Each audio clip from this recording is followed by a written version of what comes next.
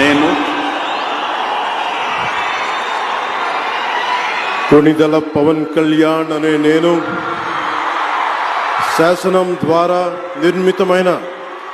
భారత రాజ్యాంగం పట్ల నిజమైన విశ్వాసం, విధేయత చూపుతానని, భారతదేశ సార్వభౌమాధికారాన్ని, సమగ్రతని కాపాడుతానని, ఆంధ్రప్రదేశ్ రాష్ట్ర మంత్రిగా నా కర్తవ్యాలను శ్రద్ధతో,